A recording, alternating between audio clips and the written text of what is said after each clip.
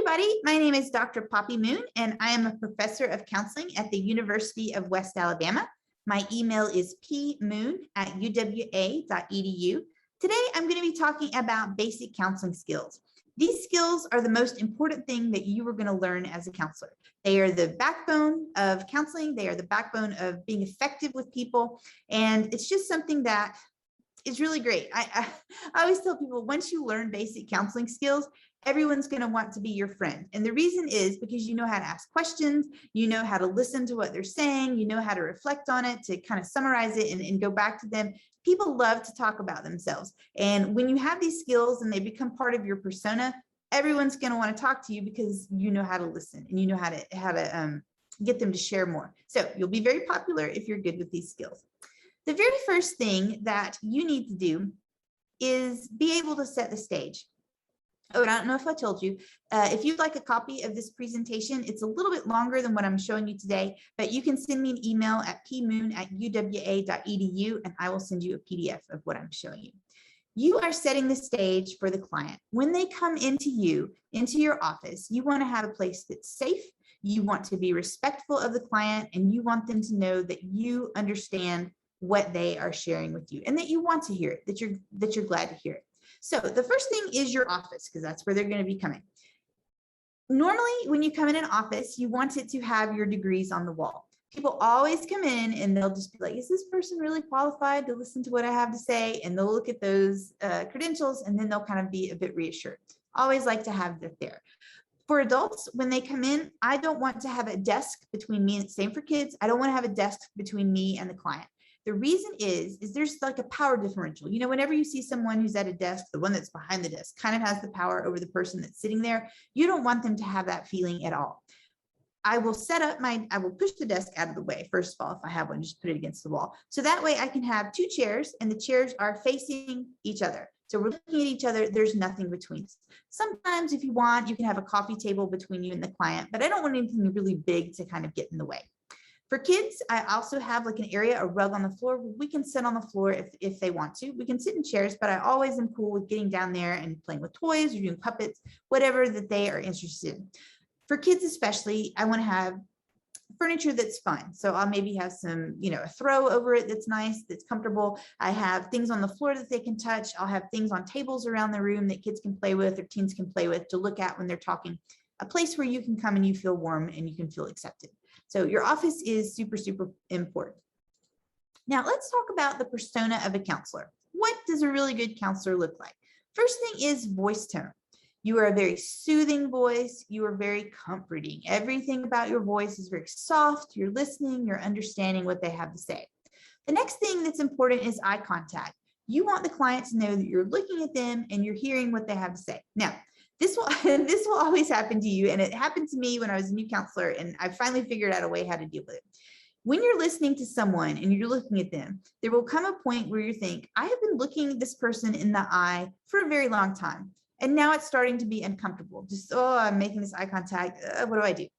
I always have a ring on my hand. And when I feel like I'm looking someone in the eye for too long, I will look down at my ring. I will twist it. I will kind of nod. And then I'll go back to looking at them again. So that kind of breaks it up. Then when I start to feel that way again, I will maybe look up, kind of, think about this, kind of nod my head, and then I will go back and I will look at the client again. So as a new counselor, when you start to feel this weird, making too much eye contact, that's what you can do to kind of break that. Next thing is your expression. You want to always have a neutral expression. I don't want you to show shock. I don't want you to show disapproval. Very neutral, listening to what they have to say. Sometimes when we have a client, they will say something to us and inside your mind, you're like, ooh, you feel that inside. That's okay. It's okay to feel it inside, but work on having that poker face. You can tell me anything and I'm ready to hear what you have to say. Language. I want you to be using language that's on the level of the client. So if you work with a child, you'll use different language than you would with a person that, that is older. Children and teenagers do not have a lot of emotion words, and some adults don't have a lot of emotion words. I would recommend that you Google emotion words or feeling words, and they have tons and tons. You can download a PDF of them, has all different types of words. Look at those. Maybe try to learn a new emotion word every day to really build your vocabulary. Kids always know sad, mad, angry, happy. That's as far as it goes. So when you use new words, when you teach them new words for feelings, it's really, really good, because then you can open up a whole range of emotions and how they can express themselves and express truly how they're feeling to you. I put eye contact again by accident, probably because it drives me crazy when I'm looking at someone like that. The other thing that you want to do is have confidence. Be confident in yourself. Be confident in the process of being a counselor. When you start out as a counselor, you probably don't feel confident at all. You're like, what am I going to do? I have no idea what's going on. Guys, act as if. You've heard that before. Act as if. Act as if you are confident. Act as if you know how to hold yourself as a counselor, what to say. The more you work on it, the better that you're going to get. Confidence. That's important. Okay. The most important skill that you can use as a counselor is to demonstrate empathy.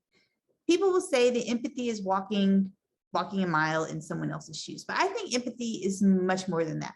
Empathy is being willing to hear someone's story, to sit with them while they're talking about that story, and to encourage them to share more of it with you. Tell me about what's going on. Help me understand. I want to hear. That's what you want to do.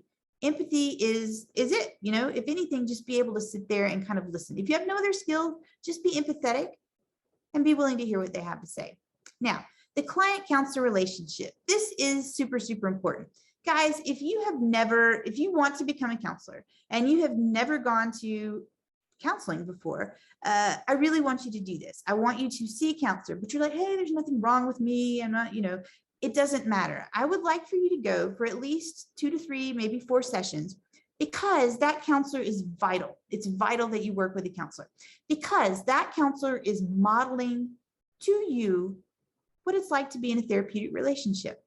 You are seeing them, how they react to stuff, how they use different questions to be effective, how they hold their body, stuff like that. It's really great to be able to see this.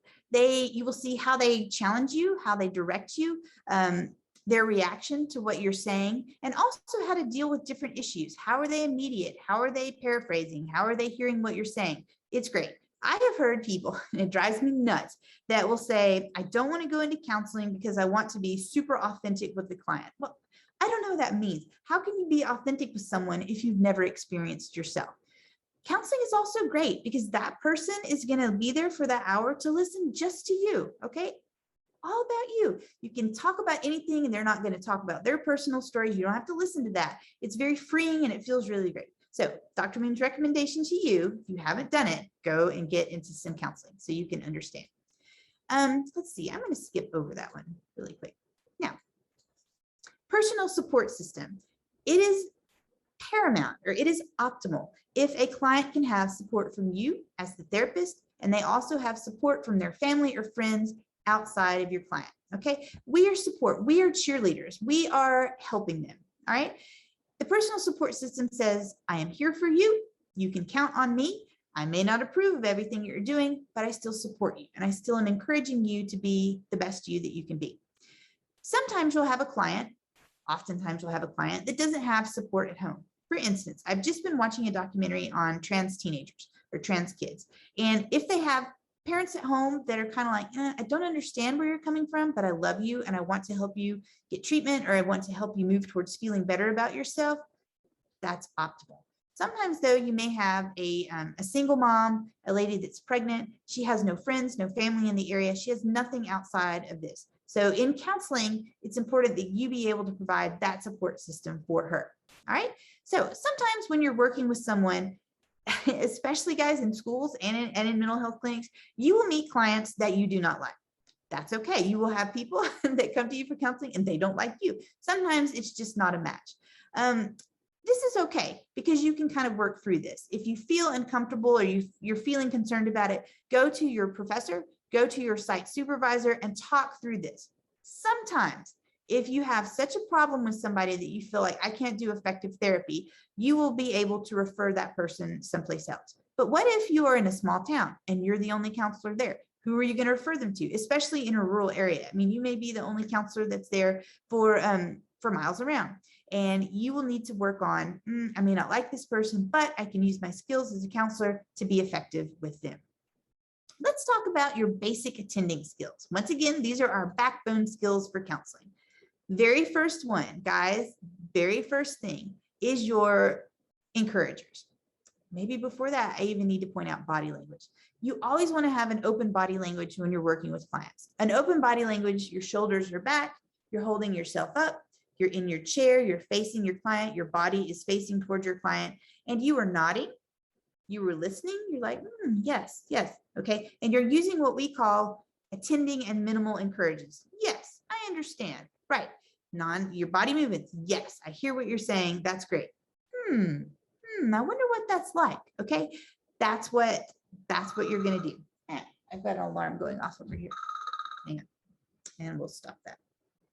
Those are what I want to see. So if I'm watching a video of you practicing your skills, I want to see you doing that with your body language. Sometimes, apparently, all of us, we are working at computers, our shoulders are often hunched over. You got to work on getting those shoulders back. That open language, that you're looking at someone and you're listening to them, okay? You don't want to be in the chair talking with someone and, have your leg, I can't show you really good, but just have your leg, sometimes people will like bounce their knee, and if you're sitting doing that, it gives the client the feeling that you're nervous or that you are not happy being with them, not happy working with them. So be sure that you're watching your body language.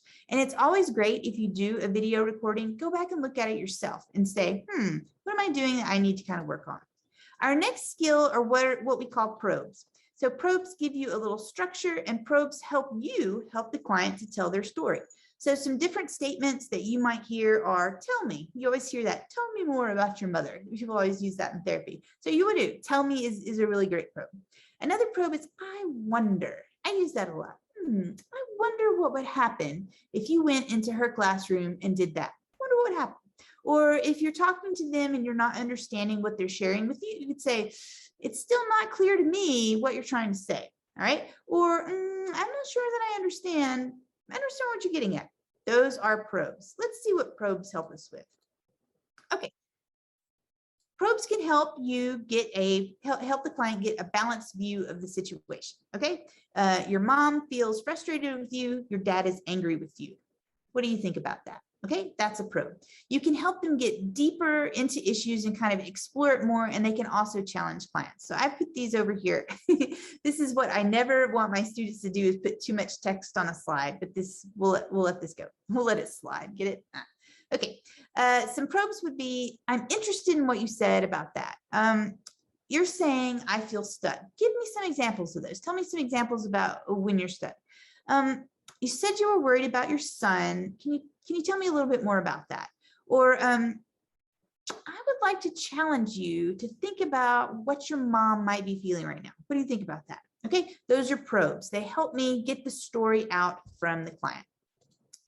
The next thing that you also use, and probes are kind of the same thing, but those are questions. And questions is when you need specific information. What grade are you in? Earlier you said this. I'm wondering how it kind of all goes together. Can you help me with that? Questions are used to kind of get some more information. Now it says on there for clarification, but you could also do a paraphrase. I like to use reflections to check in with the person to make sure that I'm getting what they're saying correctly. So a parent might say, I'm so angry with my kid. They tear up the living room every time they come home. And I would say, you are frustrated with your kids. That's what a reflection is. I'm reflecting the feeling back from that client. And that's why it's important to have lots of different feeling words. So you're able to reflect that back to them. You're able to use a word that kind of expresses more than that, and the client will say yes. Okay. So when you reflect, you're going back with a feeling word. Clarification is when you want more information and you want to make sure you're getting it. So you would be like, okay, so your family, you've got 10 kids in your family, and it's you and your husband, and your mom also lives with you. That's a clarification. I'm using a question to make sure I'm getting all that information right. Let's see. Let's move on to this. Okay. Questions bring it to the here and now. We're asking questions about what we're actively talking about. You are also using questions to make a point or make a connection. So what were you thinking now when you heard me say that? What were you thinking about that? Say that you want to define some goals. Let's come up with some different goals that you're going to work on during the week. What goals do you think, what are the top 2 goals that we could do that you think would be best? You can also use questions when you motivate the client into action. I wonder what would happen if when you went home today, you did this. What would happen? Okay, use those questions as a skill. Now, here's what happens. When you are a brand new counselor, you will get super nervous about silence. Okay, counselors need to be able to sit with silence and be comfortable with that. Silence can be unnerving. So let's say you ask somebody, think about, what would you say if you saw her right now? Think about what would you say? And then we're going to sit, and the client doesn't respond immediately.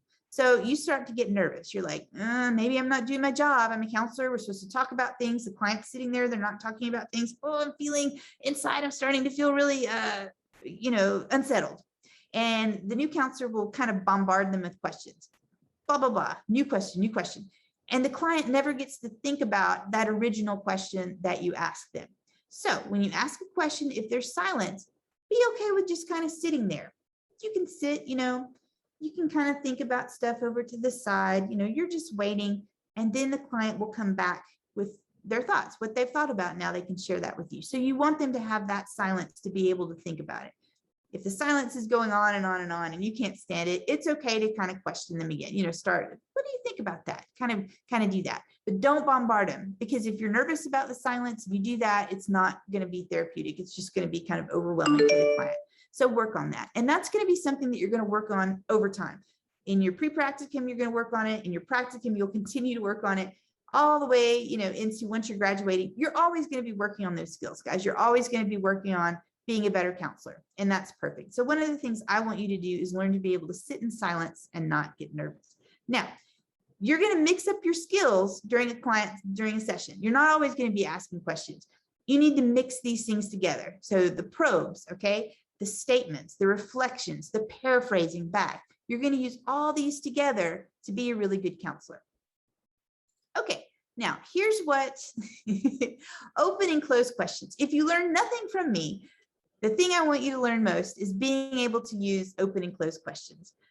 Open questions, open dialogue. They open us talking about stuff. Closed questions, you get a yes or no response or an I don't know. Okay, so here's an example of a closed-ended question. Why did you do that? And your answer would be like, I don't know. I don't know why I did that. Were you at the football game too? Yeah. See, it goes nowhere. So an open question helps them elaborate the story. You're making their experience richer, what they're telling you. You're getting the specifics of the client's world. Open-ended questions usually start with, who, what, where, when, stuff like that. Just don't use why, because why is not going to help you at all. So here's an example about good and bad questions that you're avoiding. Okay, remember when you were a kid and you did something stupid and your mom was like, why did you do that? I don't know. I can remember a time, for some reason, I thought it would be great to stick a cherry lollipop on a white wall at our house. And my mom found it, and it made a little, stain in the wall. And she's like, why, Poppy, why did you do that? I don't know. And I'm an adult now. And I look back, I can still remember that. Why did I do that? I have absolutely no idea. So when you're using open-ended questions, be sure that you're not just going to get a one-word answer from that. Okay, here is the skill of clarifying and summarizing. Clarifying is when someone has said something and you're just kind of, you're not reflecting or paraphrasing. You're not just giving the feeling back, but you're making sure that you understand. So let's say someone's talking about their family and they're like, yeah, the people that live with me are mom and dad. My aunt lives with us, but our uncle's there, and my brother. And I say, hang on, let me make sure you got this right. These people live with you. That person lives in a different house and they're over here. And the client's like, yeah, that's right. Or if you aren't quite correct on it, then they'll correct you and then they'll go on talking. Okay, so that is a clarifying, making sure you've got what they're having to say. The next thing is summarizing. You know how when you read like a textbook, and at the end of the chapter, there'll be a little summary that kind of goes over everything they've talked about. That's what you would do as a summary. So during a session, let's say that you have a client, and sometimes when people come to you and you are the only person in their life that actually is listening just to them and trying to hear what they have to say, all of this stuff is going to come out. They're giving you so much information because they just want to talk to somebody about it. And you will get overwhelmed. You'll be like, they're talking so much. And as a new client, as a new counselor, you may think, oh, they're talking so much. I don't want to bother them because I want to hear what they're saying. That's not a great idea. You want to make sure that you're actually hearing correctly what they're saying to you. So let's say someone's talking. I'll be like, whoa, hang on for a second. Let me make sure that I've got this right. I will do a quick summary of what I think they're telling me, and one or two things will happen. One is they'll say, that's right, and then they'll go on. Or if I haven't summarized it correctly, they'll be like, no, it's more like this. And then they'll kind of explain it to me again. So I use summarizing as a way to check in that I'm listening to you and I want to make sure that I'm getting everything right. You guys can stop them at any time when it's just too much and you're just like, whoa, this is a lot. Always just like, hey, let me jump in here. And I always kind of do like my body language, like, hey, so I'm kind of being assertive because I do want them to stop. And some people are, so chatty that they'll just keep going. So I'm like, hey, let me make sure I've got it right. Now, I will also summarize again at the end of the session. The reason I do this is because I want to make sure that everything we talked about, like the chapter at the end of the book, I want to make sure everything that we talked about, I got it and I'm on point. So at the end of the session, about 5 minutes before we're going to end, I will do that summary. Then I will give them, talk about whatever their homework is and where we're going to start for the next session. So this is just a little additional thing. So how do I know when to do this? How do I know when to end a session? I never want to be listening to a client and then pick up my phone and look at it like I'm looking for the time. Because think about that. If you were with somebody and they looked at their phone, you would be like, oh, they don't really care about me. They're just ready for the session to be over. You don't want to do that. So my quick tip, my down and dirty tip that I figured out is I put a clock on all 4 walls. There's a clock everywhere. So it doesn't matter where the client chooses to sit in the room. I always have a clock that's up over their head. So I know that I have maybe 10 minutes. I'm getting close to it. And I need to know what time it is so I can wrap it up, do the summary, and I can move on. So they're talking, I'll look up, then I can see what time it is, then I can look back, okay? So I'll see that I have about 5 minutes left. I can say, hey, we've got about 5 minutes left. Let me kind of summarize to make sure I've got it.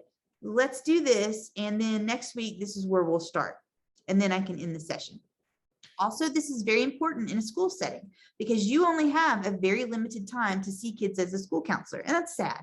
Because we'd like to do more individual stuff with kids, but it's very, very busy because you're doing meetings, you're doing paperwork, you're doing large group sessions, small group sessions, individual, and your time, or with parents, you're doing a parent session. And hey, I've got 15 minutes that I can work with them, and then I have to move on. So that way I can look up at the clock, I can look back at the parent, and I can do what I need to do to kind of wrap up the meeting. This is another one of Dr. Moon's quick tips.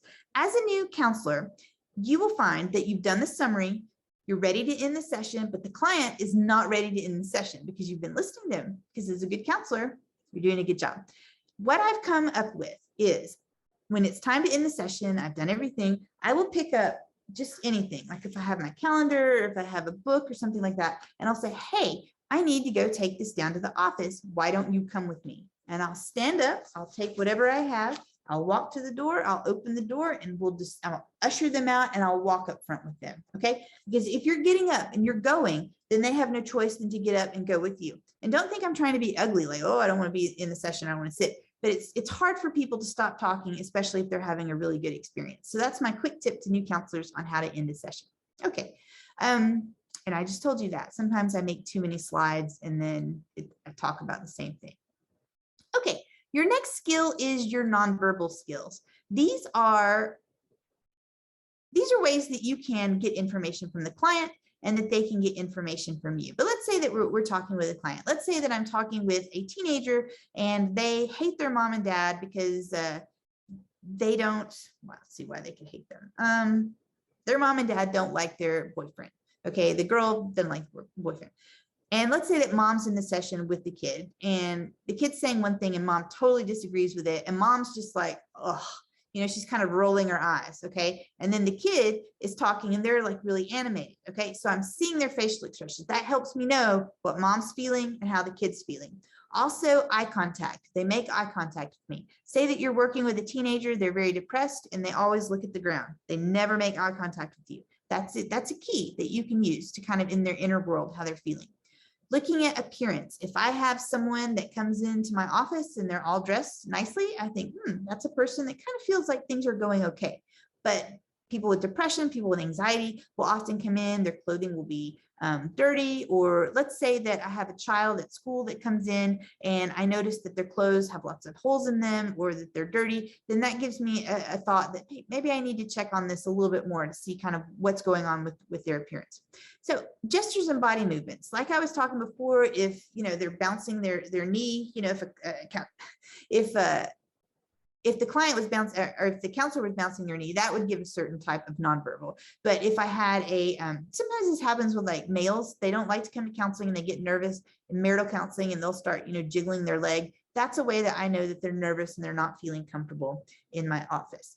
Also, spatial behavior. How are the clients kind of in relation to each other? How did they position themselves?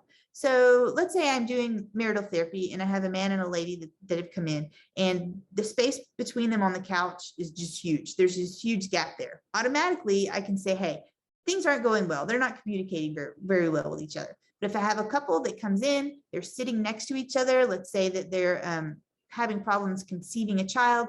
They're together on this, and I can see that they're next to each other, they're supporting each other. Sometimes they will, maybe hold hands, or one would squeeze the knee of somebody. I can see, hey, they're communicating with each other. They're trying to work on this. Also, posture. If I have a kid that comes in and they're slumped over down, they're looking sad, that gives me some information about them as well. So always, guys, look for these nonverbal cues.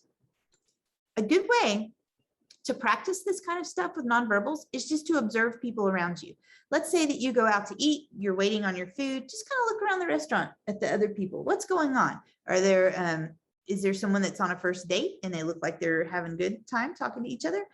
Is there an older couple that's on their phone or looking anywhere but at each other? Are there a family at a table and all of the kids and mom and dad are all on their phone? That gives you a lot of information. It's kind of fun to kind of look around and see what's going on, because normally we're on our phones too. We're not always looking at people. So that's a great idea. So I just told you, once again, I have a superfluous slide. So we'll go on that.